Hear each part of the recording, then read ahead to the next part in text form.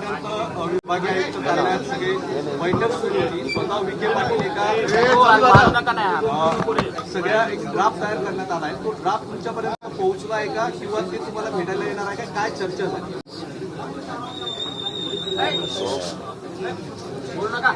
भेटायला येतील नक्कीच, परंतु माझं कर्तव्य मी पार पाडतो. या समाजाच्या लेकरांच्या भविष्यासाठी माझा संघर्ष, माझा समाजाशी प्रामाणिकपणा, एकनिष्ठा, त्या लेकरा बाळाच्या, मराठा समाजाच्या कल्याणासाठी मी आमरण उपोषण करतोय.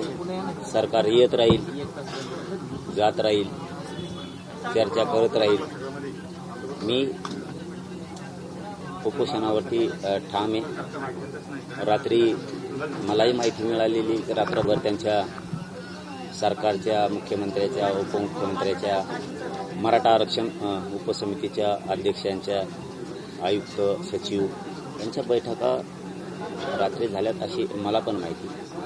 येतील, त्यांचा काय ड्राफ्ट आहे ते येतील. मला वाटतं ड्राफ्टपेक्षा 58 लाख नोंदी निघाल्यात, तर त्या 58 लाख नोंदीचे कुणबी प्रमाणपत्र देण्यात यावेत. ज्यांना कुणबी प्रमाणपत्र दिले त्यांना व्हॅलिडिटी देण्यात यावी. हे आदेश, या सूचना प्रशासनानं आणि शासनानं, सरकारनं आणि अधिकाऱ्यांनी मिळून त्या सूचना, आदेश काढला पाहिजे शासन स्तरावरचा. ड्राफ्ट कितीपत अधिकारी मान्य करतील माहीत नाही. म्हणून आता त्यांनी या भूमिकेत यायला पाहिजे. मी काल त्यांना तेच सांगितलं की तुम्ही सूचना, आदेश द्या. जर प्रमाणपत्र दिले नाही, व्हॅलिडिटी दिल्या नाही, नोंदी असून तर तुम्हाला सस्पेंड करण्यात येईल, कठोर कारवाई करण्यात येईल. राज्यभरातल्या सगळ्या अधिकाऱ्यांपर्यंत ही सूचना गेली पाहिजे.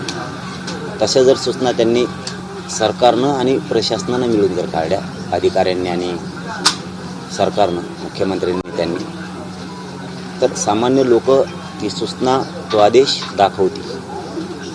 तुम्हाला आदेश दिला, कोणबी प्रमाणपत्र द्या, व्हॅलिडिटी द्या. दुसरं, हैदराबाद गॅझेटियरचा तुम्ही JR काढला, त्या गॅझेटियरच्या स्थानिक चौकशीच्या अहवालाप्रमाणे जो अर्ज करेल त्याला कुणबी प्रमाणपत्र द्या आणि व्हॅलिडिटी पण द्या. जर तुम्ही दिले नाही तर तुमच्यावर कठोर कारवाई करण्यात येणार आहे.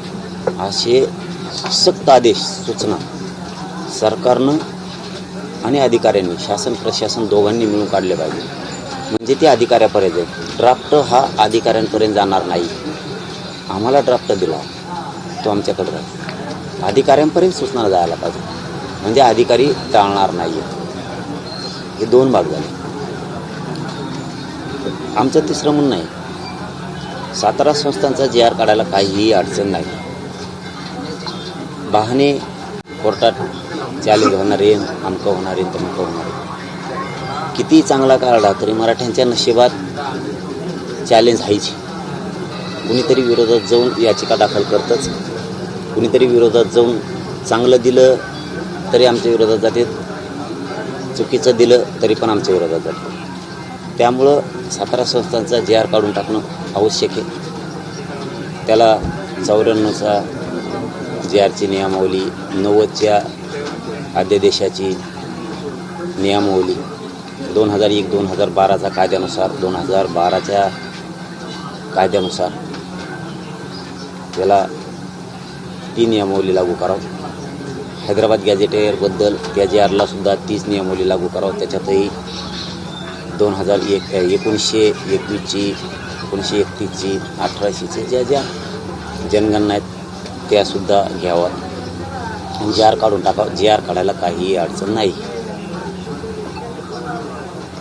गुन्हे मागं घेण्यासाठी सरकारला अधिकार आहेत, गृह मंत्रालयाला अधिकार आहेत, विधी व न्याय मंत्रालय सरकारकडे, मुख्यमंत्री साहेबांकडे. ते कलमा कमी करू शकते, तीही कारवाई करता येते. बलिदान गेलेल्या कुटुंबांचा विषय तो तर सहज त्यांच्या हातातला आहे. सारथी महामंडळ याच्याबद्दल आपण बोललो, बार रोज काय बोलायचं आहे, तेच विषय पुन्हा. मराठा आणि कुणबी मंत्रालय स्थापन करणं एकदा मुख्यमंत्र्यांनी फक्त घोषणा करायची, त्यात काय मोठा विषय नाही आहे. मराठा आणि कुणबी मंत्रालय स्थापन करण्यासाठी कशाचीच आवश्यकता नाही आहे. शिंदे समितीला मुदतवाढ देऊन नोंदी शोधायला लावायच्या. या जवळपास आपण सगळ्या मागण्या सरकारकडे दिलेल्या.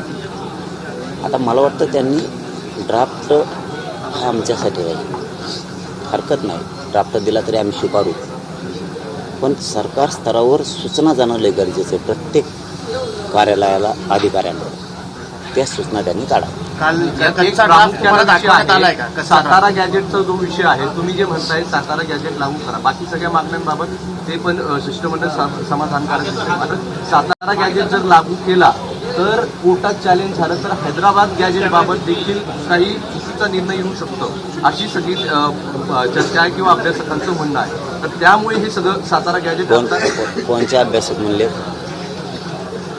अभ्यासक कोण म्हणलंय का? आशात म्हणलंय का असं म्हणतो मी, आडवं नाही बोलत. अधिकाऱ्यांचं ऑफ द रेकॉर्ड म्हणणं आहे. अधिकाऱ्यांचं म्हण, मला वाटलं अभ्यासक म्हणले. हा, म्हणजे ते अधिकारी म्हणजे ते अभ्यासक त्यांचे होते, त्यांचं ऑफ द रेकॉर्ड असं म्हणणं आहे. आमचे आपले जे अभ्यासक मराठा समाजाचे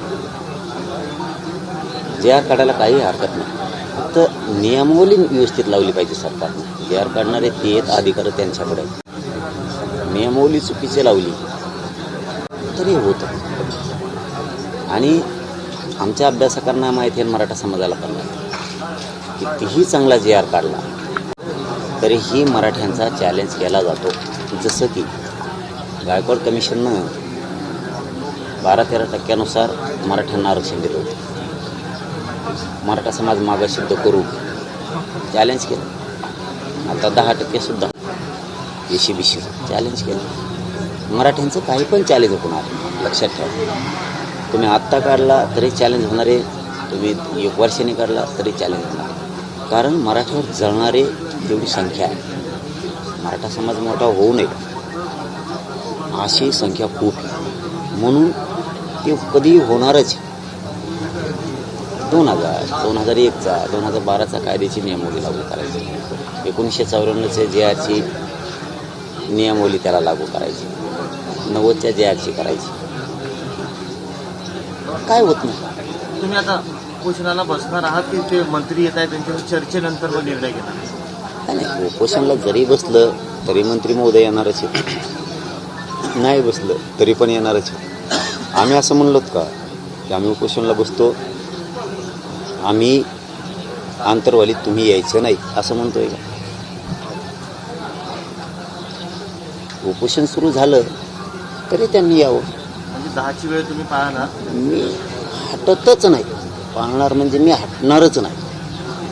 फक्त सरकारला, मुख्यमंत्र्यांना, विशेष करून देवेंद्र फडणवीस साहेबाला सांग, एकदा हल्ला झाला तो बस झाला, पुन्हा पुन्हा त्या प्रयोग करण्याच्या भानगडीत पडू नका.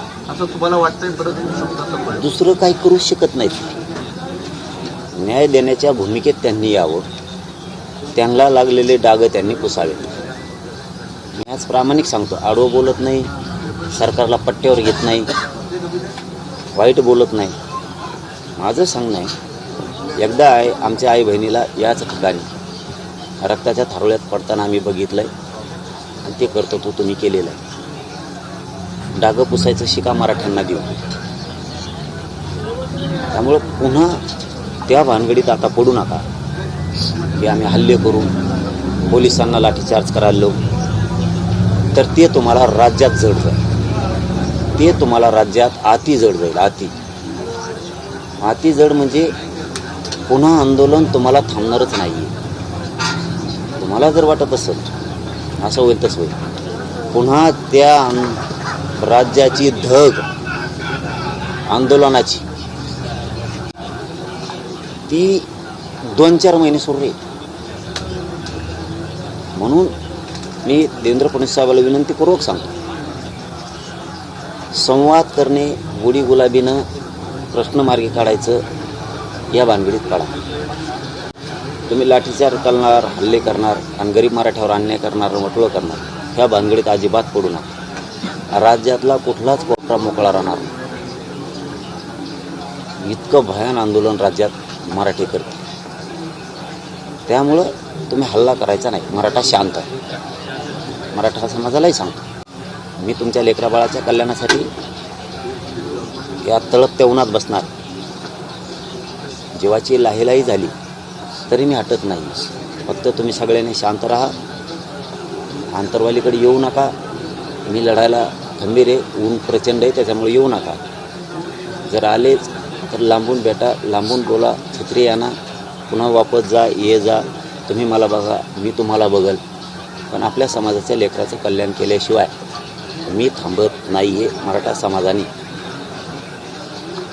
घरात बसून आपल्या लेकराला न्याय मिळणार नाही, हे मात्र लक्षात ठेवा. तुम्हाला काही असे काही इनपुट्स आलेत का किंवा तशा काही नोटिसा वगैरे आलेल्या आहेत का की तुम्ही आंदोलन करू नये किंवा अशा काही माहिती वगैरे आपल्याला मिळाली का ज्या पद्धतीची आपल्या भूमिका मांडली आपण? आपली 3 वर्षापूर्वीचीच आपली परवानग्या अमकं तमकं आहे स्थगित केलेलं आंदोलन आपण 3 वर्षापासून करतो. त्यामुळे नोटिसा असं काय नाही आहे. मी फक्त अनुभव सांगितला. मी फडणवीस साहेब तसं करतील, पण मला दुसरी पण शंका आहे की आता फडणवीस साहेब नाही करणार. कारण त्यांना एकदा एक हल्ला केल्यामुळं त्यांना पण कळालेलं आहे की ते मोठा डॅमेज बसतो. त्याच्यामुळं पुन्हा पुन्हा ते मराठ्यावर हल्ला करतील असं मलाही वाटत. पण तरी मी बोलून दाखवलं. अधिकाऱ्यामार्फत तुम्ही एखादं पाऊल उचलताल तर ते तुमच्या अंगलोटी, अख्ख्या सरकारच्या अंगलोट होईल. अख्ख्या, एका दुपट्याच्या नाही तर अख्ख्या सरकारच्या अंगलोटी. आणखी एक प्रश्न असा उपस्थित होतोय. विखे पाटील येत आहे, पण शिवसेनेचे कोणताच नेता इथे येताना दिसत नाहीये सत्ताधारी. आता मी चाललो की तुम्ही चला काय? निश्चित झाला असं नाही. हा, मी चाललो की तुम्ही चालायचं.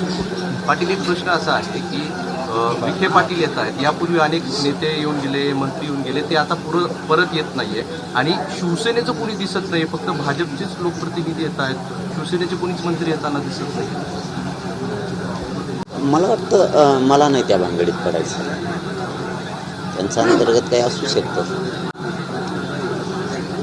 पण मला त्यात नाही पडायचं. भाजपच्या मंत्र्यांनी मराठींचं कल्याण करू द्या किंवा शिवसेनेच्या राष्ट्रवादीच्या करू द्या. मला माझ्या समाजाच्या लेकराबाळाशी देणं घेणं. त्यांनी GR काढावे.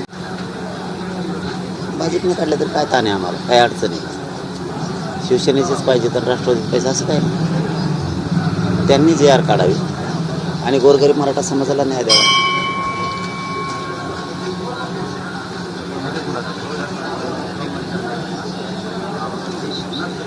इथं जमलेल्या सगळ्या पोरांनी सुद्धा वापस जा, ऊन लई आहे. कुणी थांबू नका, सगळे गावाकडे जा. आपण आपल्या डॉक्टरांनी काही सल्ला दिला आहे तुम्हाला? कारण ऊन प्रचंड आहे, तुमची आधीच तब्येत सगळी खराब आहे आणि असं उपोषण करणं.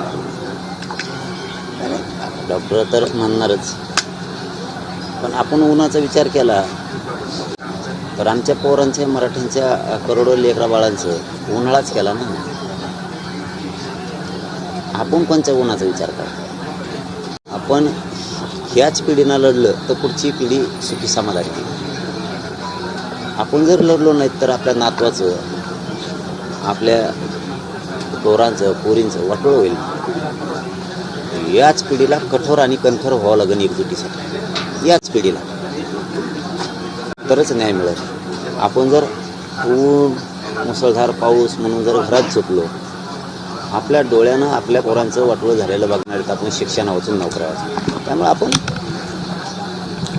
8-10 महिन्यातून एकदा सज्ज झालं पाहिजे लढण्यासाठी, संघर्ष करण्यासाठी. प्रत्येक वेळेस घरात बसूनच न्याय मिळतो असं नाही आणि मराठ्यांना सहजासहजी काय मिळत नाही, लढावंच लागतं. ओके, धन्यवाद दादा.